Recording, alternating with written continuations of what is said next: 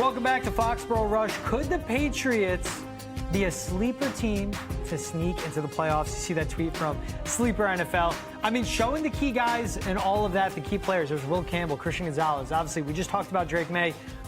If he plays really good, if he plays top 10, to me that means they're getting into the playoffs because of how this offense can be. What do you think of them as being a sneaky team to make it to the postseason? Hey, I'm kind of all about it because sometimes when you're a sleeper team, it means there's, maybe there's not a lot of hype. And obviously the Patriots did not deserve to have a lot of hype after their season last year. But it also means that you probably don't have a lot of drama going on, right? Or there's, I hope the drama's limited. I hope the drama's limited, which it has been limited. And Yes. even the whole situation with Diggs earlier in this offseason, like that didn't last very long, right? Like the Patriots took care of it. And I think that was a small example of just how we'll see this Vrabel regime really stick to what the Patriots have always been in that really obedient and strict way. But I think that's a good sign that there isn't like a lot of tension around this team right now. There's not crazy quarterback rooms like there are in Cleveland and in the Giants. So I think it's a good thing that they're a sleeper team right now, but it's good for the Patriots because we know what we have. Yeah, and I think the biggest thing for me with them, and the reason I had 10, 11 wins, it's partially the jumps I see them making, Josh McDaniels now being a leader,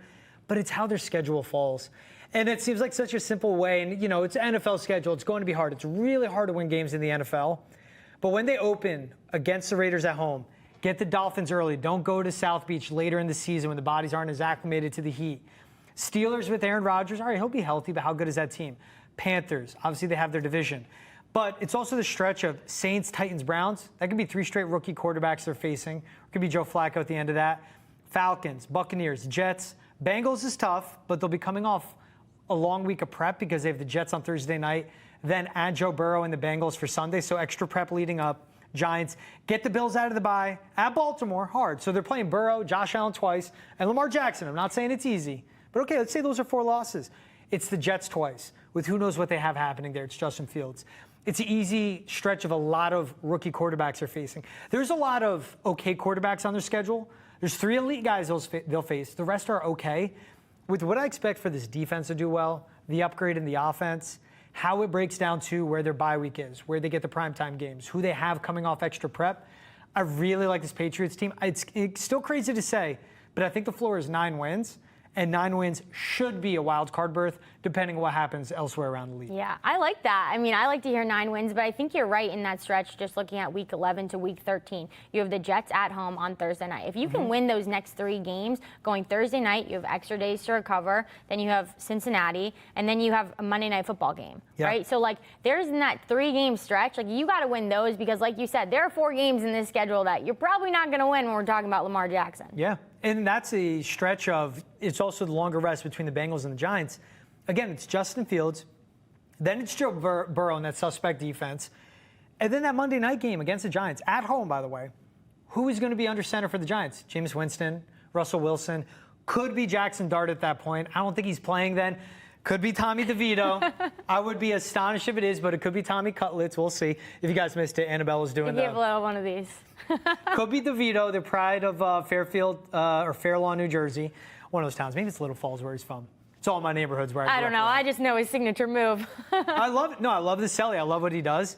It's the stretch of this schedule. And then as we talked about the offense, and we'll talk about the defense and Braden Swinson later in the show, it's this defense with Terrell Williams, 2 really good corners, a deep safeties room, a good pass rush should be, the addition of Milton Williams, Christian Barmore returning, a good linebacker in Robert Spillane, and it's Mike Vrabel, where we've seen no matter how bad the offense was, outside of last season, it's been a top 10, top 5 defense for the Patriots.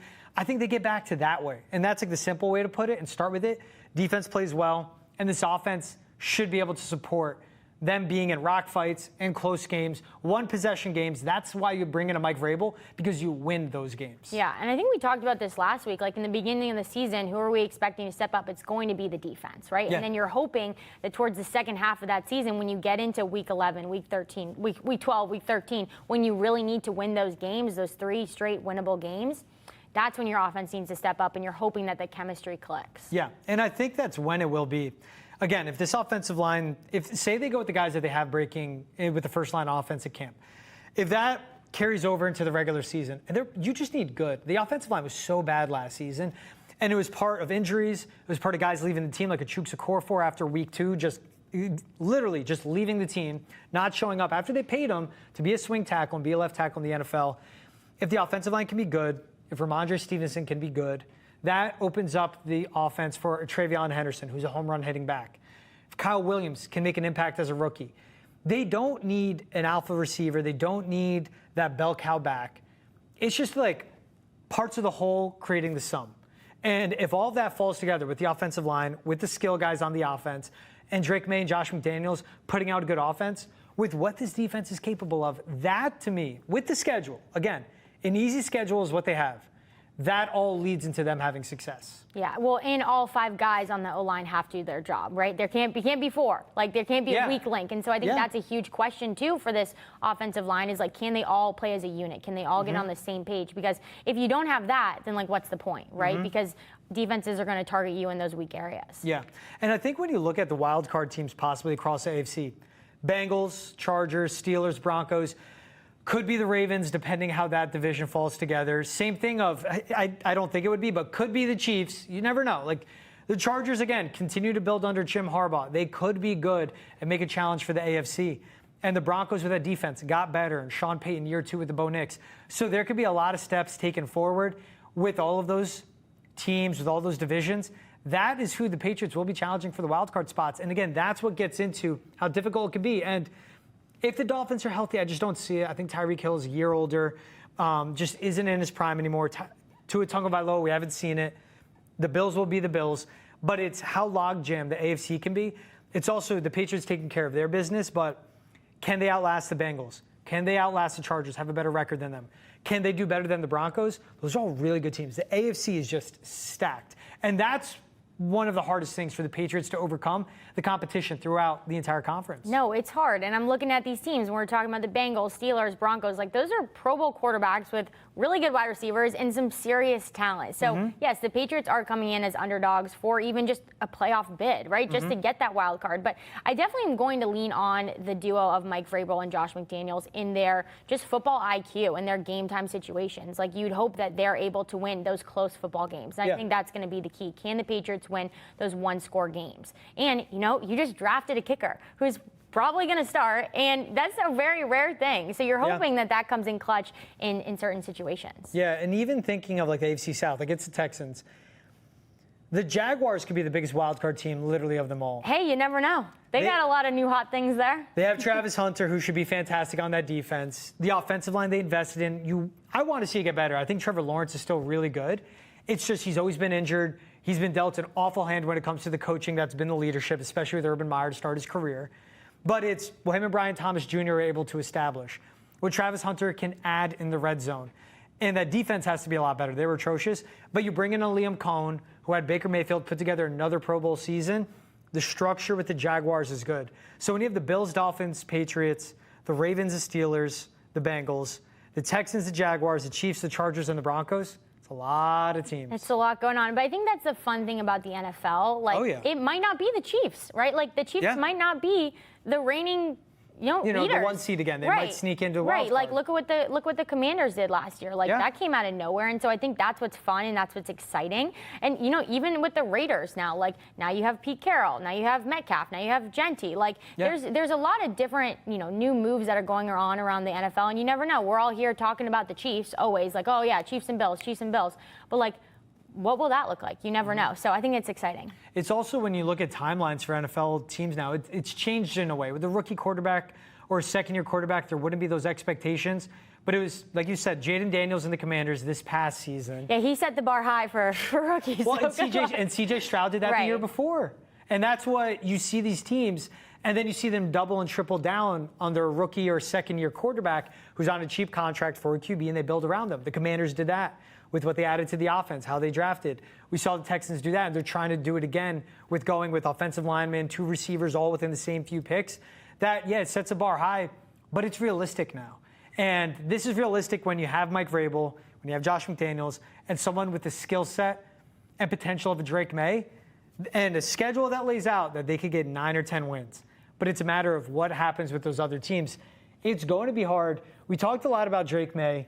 If it's not a Drake Maye, who do you think would be a player that would be a key piece in them having success to lead to a wild card postseason berth? Yeah, I think I'm a broken record, but I'm going to go with Borregales because you're investing in him. And special teams is a way bigger part than I think people realize. You know, like we'll watch games and you have Josh Allen and Patrick Mahomes like praying, please make this kick, please make this kick. Like kicking matters, and you probably don't realize it until you get into those game time situations. So I'm going to go with him, but I also think just the running back room, like Ramondre, like we got to take care of the ball. Like I think if that's what's going to be, you know, the bread and butter of this team, running the ball, like we got to do that, and we got to do it well. 6 of their losses, looking at it now, counting it up, 1 possession.